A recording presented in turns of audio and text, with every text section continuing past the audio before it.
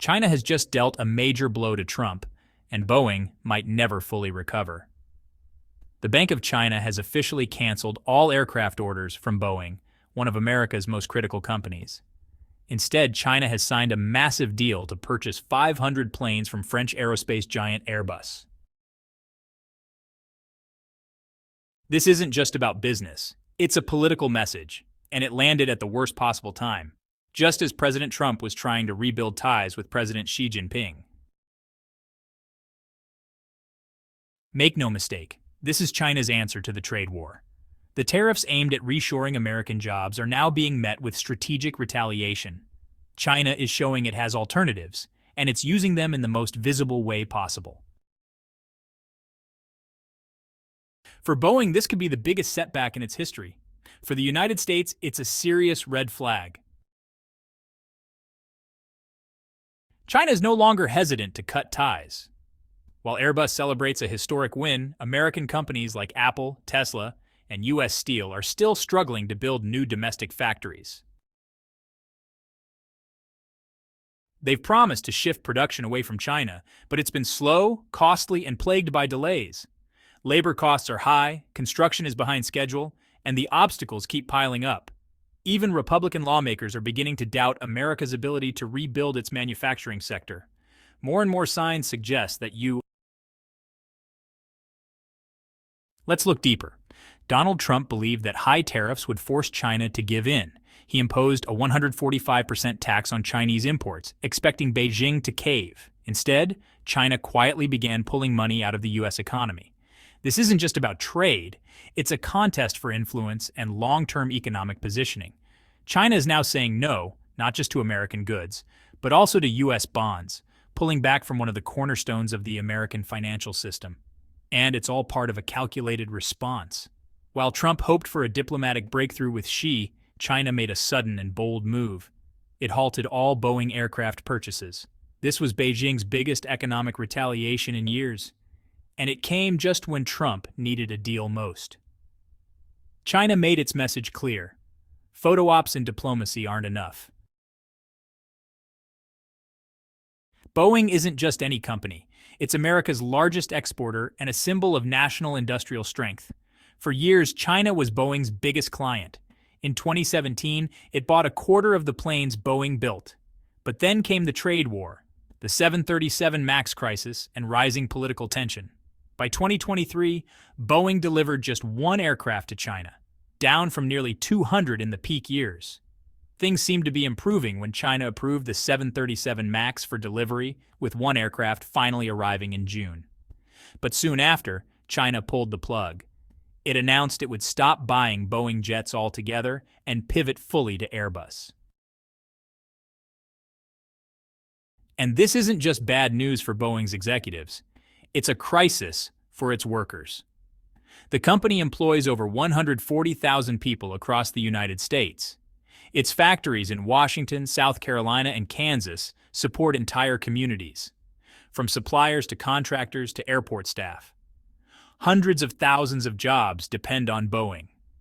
China's aviation market is projected to need over 8,000 new planes by 2040. If Boeing is cut out of that, the financial losses could stretch into the trillions. That's money that won't go to American workers or factories. A long-term freeze could mean layoffs, factory shutdowns, and disruption across a key U.S. industry. While Boeing faces turbulence, Airbus is taking off. News of the deal triggered a wave of investor optimism. Airbus shares surged nearly 4% on announcement day and climbed 6% over 3 days. Meanwhile, Boeing stock dipped by 1%. The message from the markets was clear. China is punishing Boeing and welcoming its European rival. Reports suggest China is preparing a major aircraft order ahead of a European diplomatic visit to Beijing. While the date is still under wraps, the rumored deal includes up to 500 jets, mostly A320s and A350s.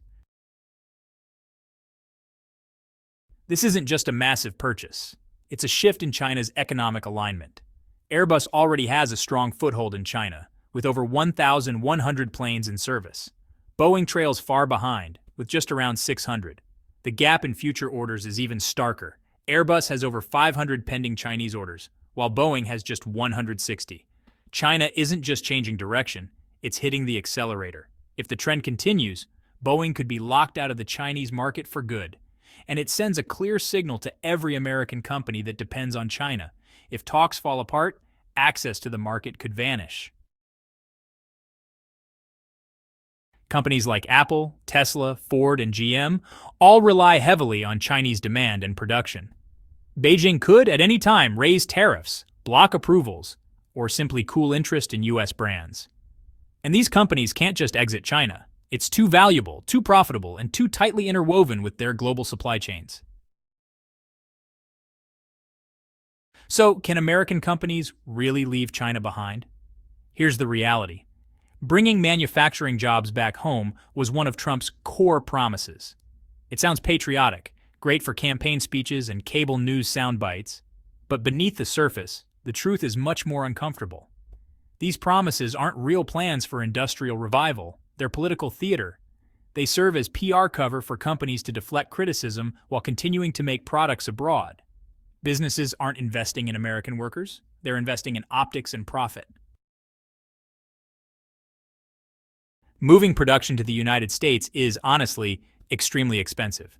Labor costs are higher, regulations are tighter, and land, energy, and compliance costs are through the roof. It's just far cheaper and honestly easier to stay in China, India, Vietnam, or Mexico, where wages are lower and government oversight is, pretty minimal. As of 2025, the average monthly industrial wage in China is about $1,100. In the United States, that figure is nearly $6,000, and that's before you even factor in benefits, insurance, and union protections. Labor costs alone make American manufacturing 6 to 8 times more expensive than in China. And on top of that, China provides heavy subsidies to its industries, from power and land to raw materials, allowing factories to run on razor-thin margins but at enormous scale. Just in the electric vehicle space, China has invested over $230 billion. Then there's regulation.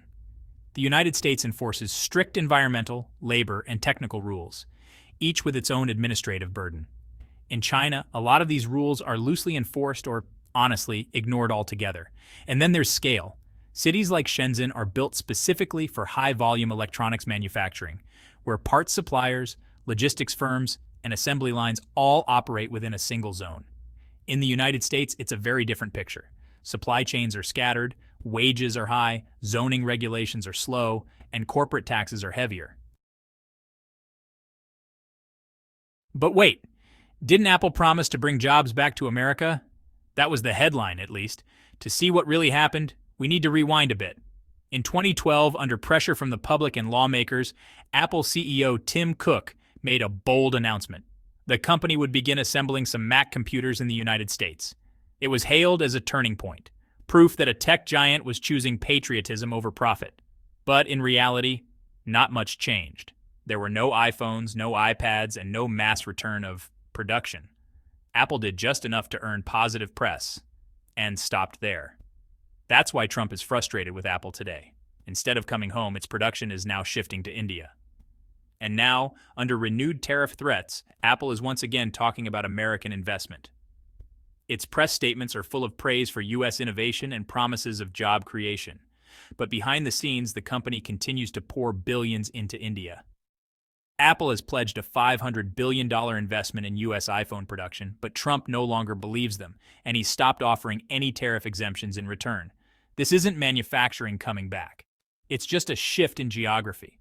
Labor is cheaper in India, politics are more predictable, and it's far removed from the rising U.S.-China tensions. It's a calculated move. If Apple isn't willing to build in America, why would legacy companies with even thinner margins? Just look at Ford and General Motors. They proclaim their loyalty to American workers, yet still rely on Chinese parts or move operations to Mexico. Nike, Levi's, and other big consumer brands follow the same playbook. They talk about reshoring, but continue making goods in Vietnam, Bangladesh, or Cambodia, places with ultra-low wages and minimal regulation. These companies know that relocating to the United States would drive up production costs and prices. American shoppers used to $800 iPhones or $50 jeans won't suddenly start paying $1,200 for a phone or $150 for denim, and that would hurt profits. And for top executives, there's nothing worse than disappointing Wall Street. Which brings us to the question no one wants to ask.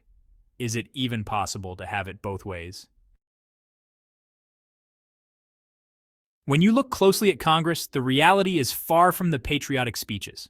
Lawmakers who shout loudest about bringing jobs back are often the same ones who quietly vote against the legislation that would actually make it happen.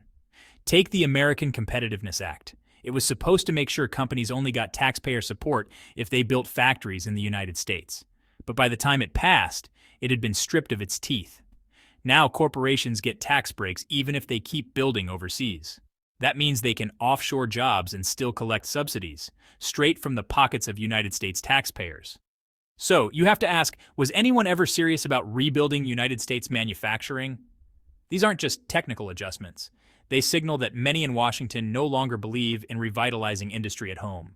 Instead of backing modern factories, trade schools, and local supply chains, they fall back on old slogans: lower taxes, fewer rules. It sounds nice. But in practice, these policies create almost no jobs and make it easier to shift production abroad. The numbers don't lie. In 2025, fewer businesses brought production back to the United States than in prior years, and this happened during a time of record corporate profits and with rising import costs from tariffs. Even with all these favorable conditions, companies are not choosing to build in America. Trump's administration keeps insisting that China needs access to the United States market. But that idea is becoming outdated. In just 1 year, United States exports to China dropped sharply. Beijing is moving away from dependence on American imports. Chinese companies are diversifying and leaning harder into local consumption. Today, only 15% of revenue at Chinese public firms comes from foreign markets. The United States share? Just 2 to 3%. That's why Chinese markets remain steady, even as trade with the United States drops. The real engine of China's economy isn't the American consumer anymore. It's its own growing middle class. But while China can afford to walk away, can the United States? The numbers are sobering. In April 2025 alone, United States exports to China fell by 21%. Chinese exports to America dropped by a massive 77% compared to March. That's not a dip, it's a collapse. Tariffs cut both ways, and Beijing retaliated with triple-digit tariffs on critical American products. United States exporters, especially in farming, technology, and heavy industry, are hanging on by a thread. Shipping data shows United States container exports have plunged 78%, down to just 57,000 units. And this isn't about political anger, it's about cost. Buyers are leaving because the United States is no longer the cheapest, fastest, or most essential option. So the big question is this: what happens when the world no longer needs American goods? Subscribe to stay up to speed with shifts in the global economy. Thanks for watching, and see you in the next video.